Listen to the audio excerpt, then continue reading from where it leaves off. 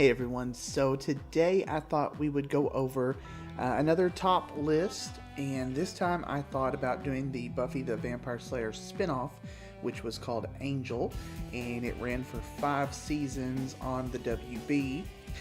And like I said, I was just going to do 5 episodes from this because one thing about Angel was that instead of basically standalone episodes, it was pretty much, season oriented. The storylines tended to span the whole season and build to something, and so it's a little bit more difficult to pick out individual episodes for this.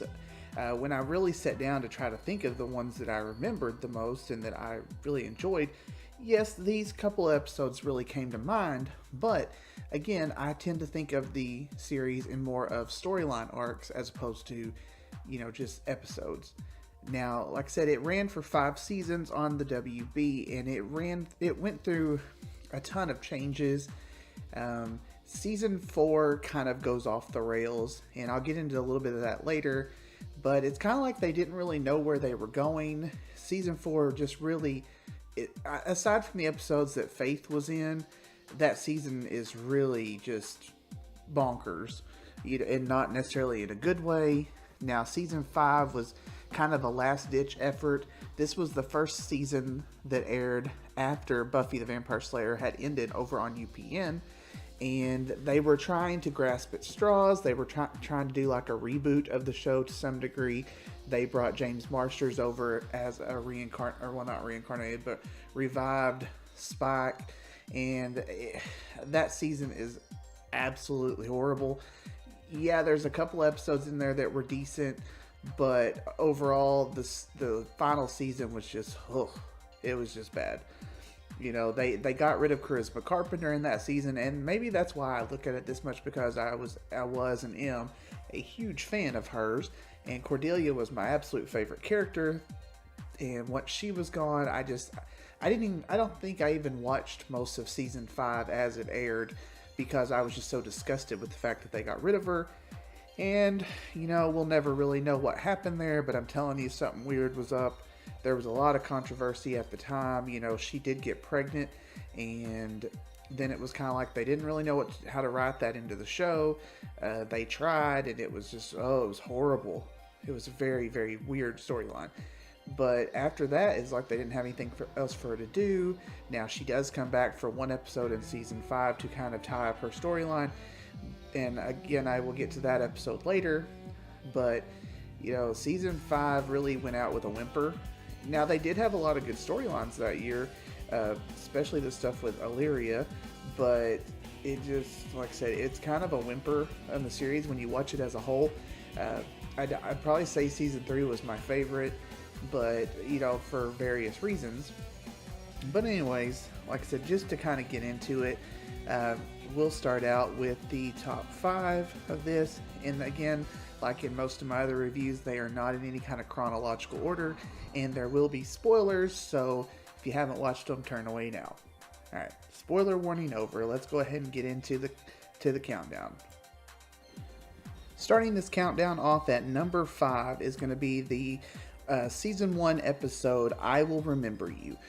Now, Angel, the series, didn't really have a ton of crossovers with Buffy in the traditional sense. You didn't have to watch one episode to get you have to watch both episodes to kind of get the storyline.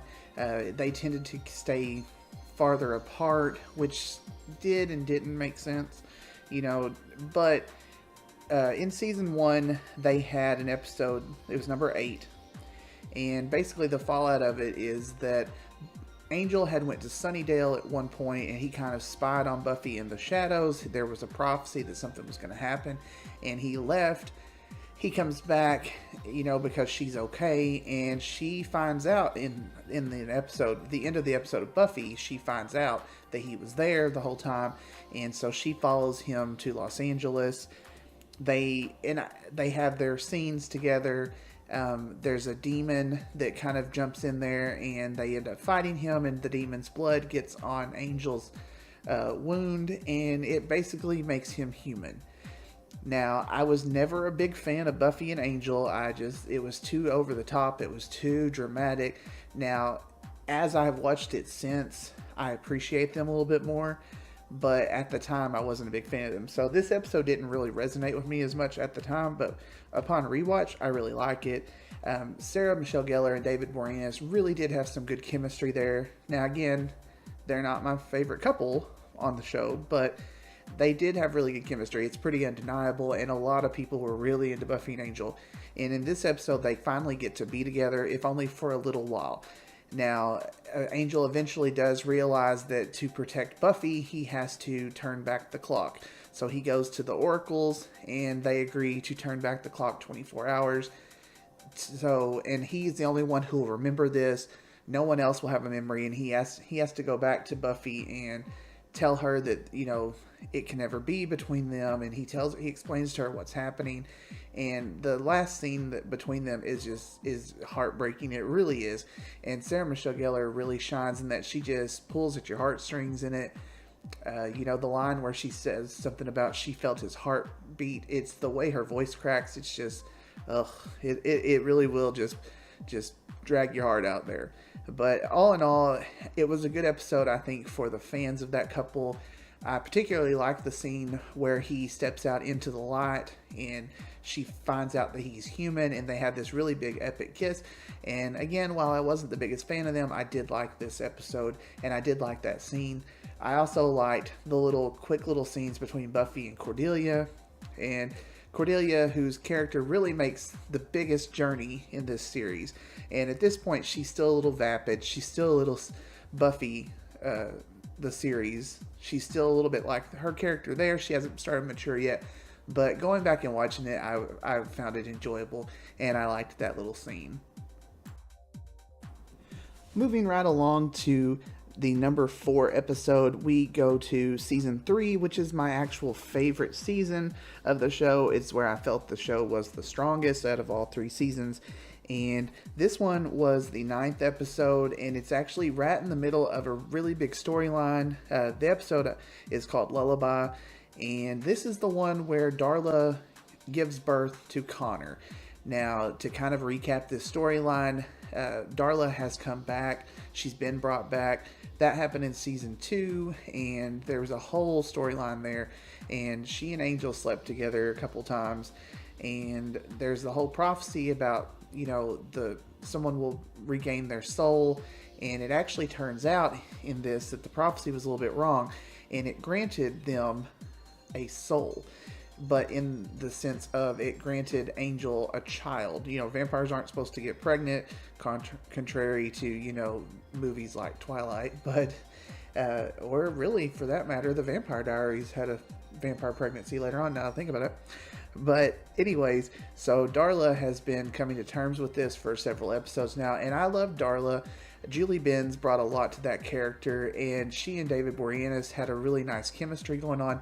And I do believe that Angel did love her in a certain way. There was an affection there between them, even though she was always messed up. And she never changed on that. And now in this one in particular, she's starting to go into labor with Connor. The emotions are getting to her. There's several little funny scenes to me where, you know, she's just hysterically crying, and she doesn't really understand all these emotions. And one scene in particular that just still cracks me up is when her water breaks and she's sitting in the back of the car, and everybody else, you know, Fred, Wesley, Gunn, and Cordelia all sit in the front seat, partially because she freaks them out a little bit. And then someone says something about how her water broke and it's all over the seat, and I don't know, it just makes me laugh. Now, the end of this episode was truly shocking at the time, because her body is basically dead and she can't, you know, birth a baby. So in order to kind of make sure that Connor survives, she stakes herself. She sacrifices herself to bring forth Connor. And if she'd only known what Connor was going to go through, she might have thought twice about that, but that's just my opinion. But anyways, it was a very shocking episode, and she was gone. And this was the way Darla leaves the show. And even though she does make a couple appearances in flashbacks, you know, that's the end of Darla. And it was a fitting way for her to go. She kind of redeemed herself, and she does tell Angel something about this is the only good thing we ever did. And like I said, the birth of Connor really sets into motion the rest of this season. So it's a really big episode, and it's a really fun episode to rewatch, I think. At number 3, you've got episode 6 of season 4. Now, like I mentioned before in this recap, season 4 is where the show really started to go off the rails. Although there are a couple of good episodes in there, the whole series with Faith in the middle of it was pretty good. But season 4, this episode, Spin the Bottle, which was, it was kind of Angel's version of the Buffy episode Tabula Rasa, which I was also a big fan of. They're trying to get Cordelia's memory back. She's come back from the powers that be, and she doesn't really know who she is. There's been a whole creepy thing between her and Connor at this point, which was just wrong. I don't care how many times I watch it, it's just wrong. But that's beside the point.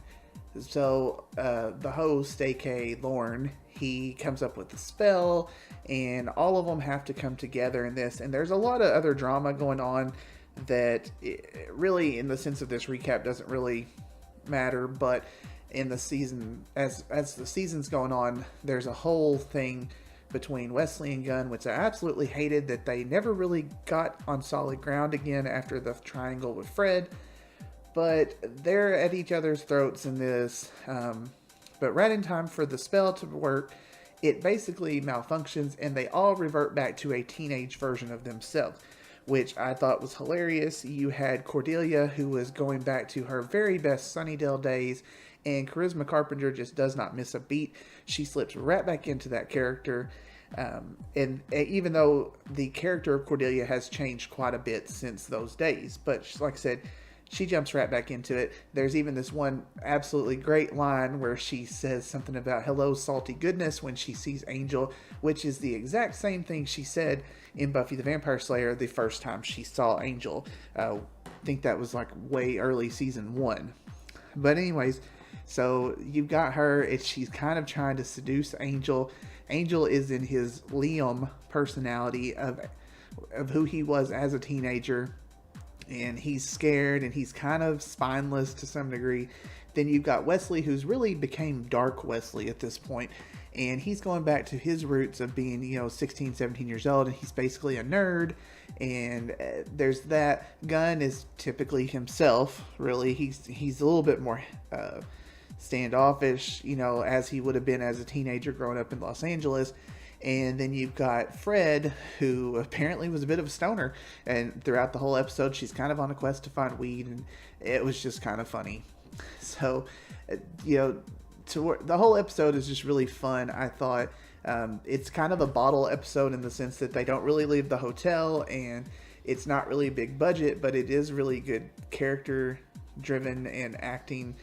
And at the end of it, you have the line that just at the time broke my heart, because Cordelia does regain her memories, and then Angel asks her, were they in love? And because they're trying to answer that question throughout the episode, and he's always telling her he doesn't know, he had feelings for her, he didn't know if she had feelings for him. But then at the end of it, she does tell him, yes, they were in love, but it's in the past tense. And then she runs off, and then basically the show goes to hell after that. Metaphorically and actually to some degree.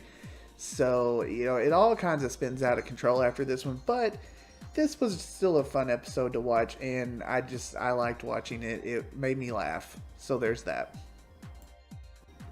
Now, going into the final 2 episodes of the countdown, this was a little tricky because the one I ended up picking for number 2, which is called Waiting in the Wings, it's the 13th episode of season 3. It was a really good episode, and it's one that I've went back and rewatched quite a bit, and it has so much in there that I really like. But at the same time, is it my absolute favorite? It really walks the line there with the one I did pick for number 1. So it's right up there. It's really, the comparison between them is really slim, and like I said, this one did not win out, but it's still a really fantastic episode.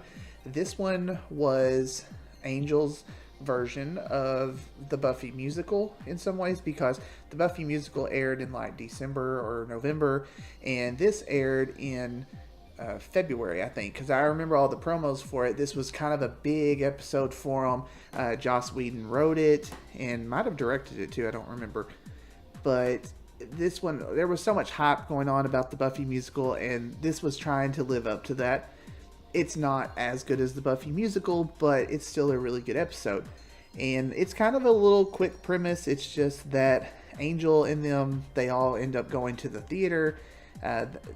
They've been having to deal with baby Connor, and they just kind of need a night out. And also, Angel has been struggling with his feelings for Cordelia, and at this point, you don't really know how she feels about him, So there's all that. And as a huge fan of Angel and Cordelia, this was the episode I was just waiting for. The promos went on for months, seems like, over the Christmas break, and I just couldn't wait to see this one. Now, this one also has a cameo appearance, maybe, by Summer Glau, who goes on to be in a lot of Joss Whedon shows, and she goes on to be, do a lot of other television, and she's a really one of my favorite actresses.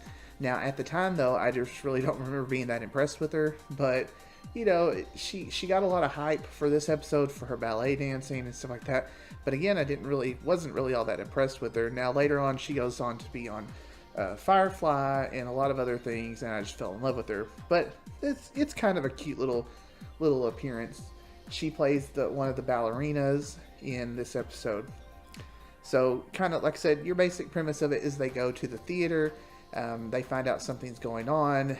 Angel had seen this exact same performance in like 1890, and it's even the same people.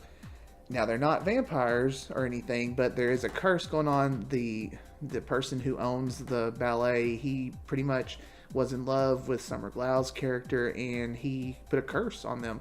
So they've been performing this for forever. Now, there's a lot of funny things going on at this episode. One of my favorite parts is that Cordelia gets all dressed up for this, and then she's like passes out during the performance. She's snoring and everything, and that would pretty much be me at a ballet, I think. But it's just a funny scene.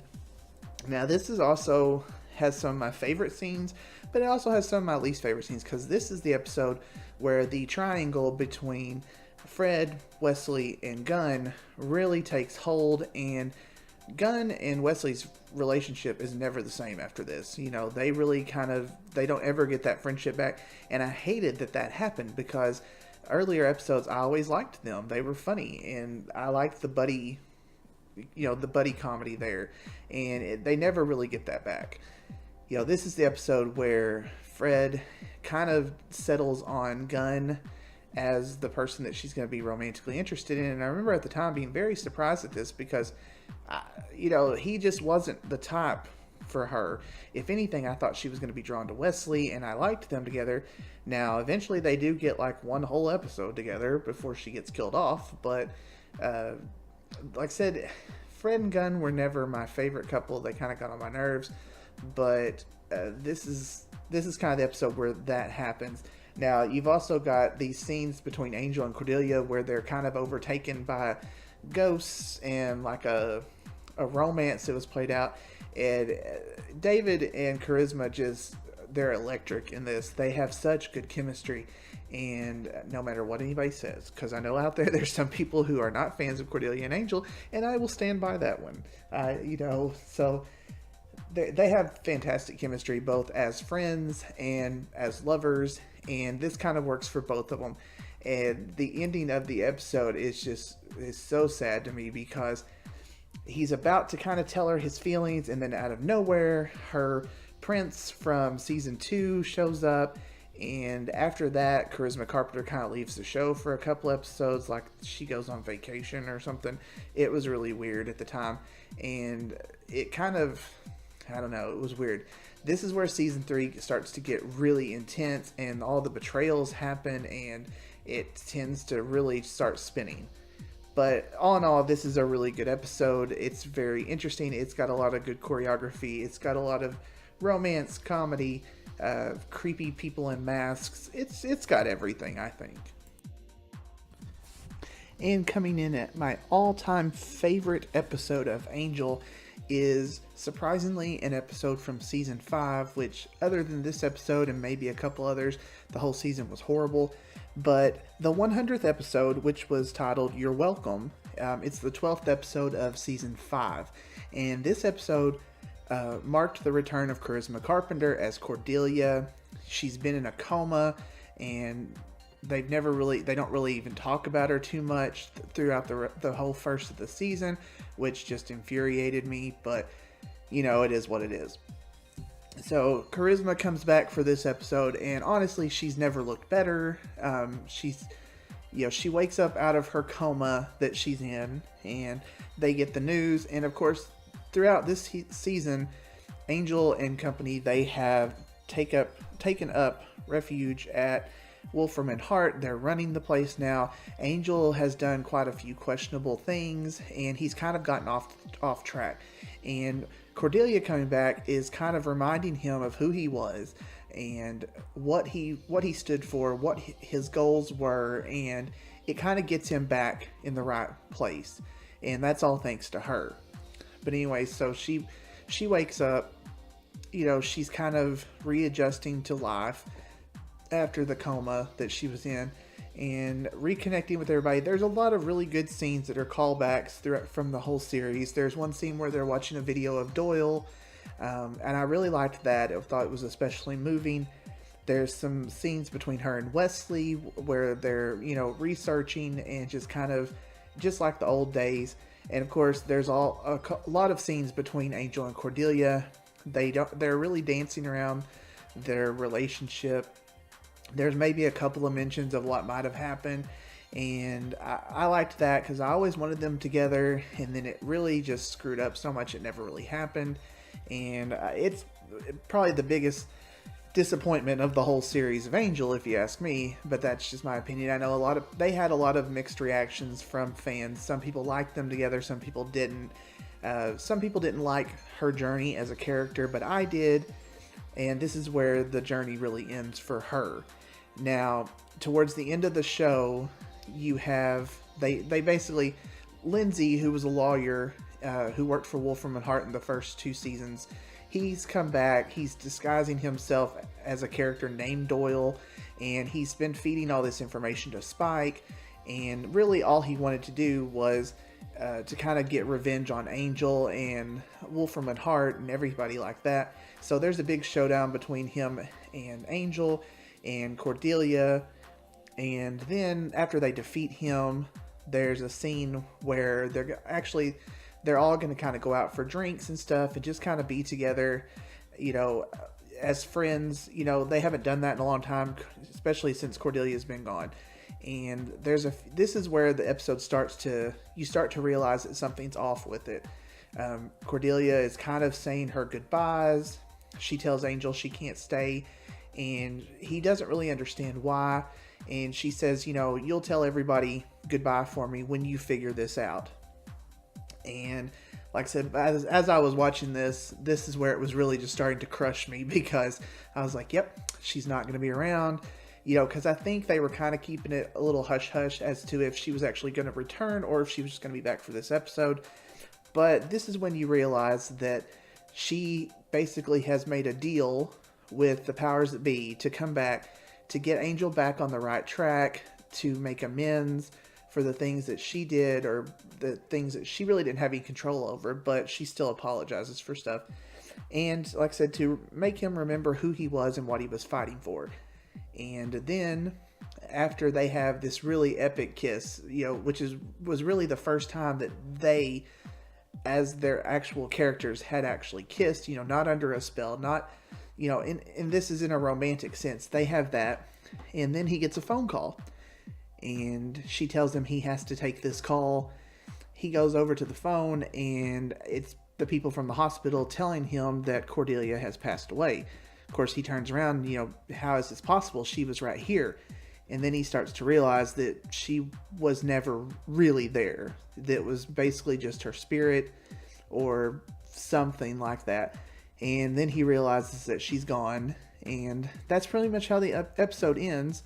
It's kind of depressing in that sense, but it was a good episode. It was good to have her back.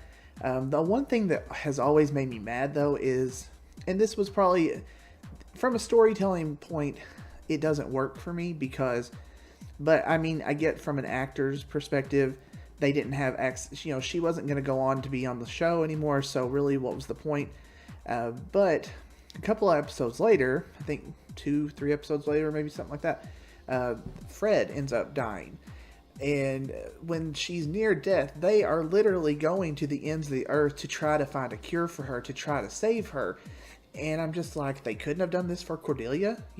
After this episode, she's mentioned maybe once. And then, of course, in the last episode, they kind of recon the kiss, which drove me nuts.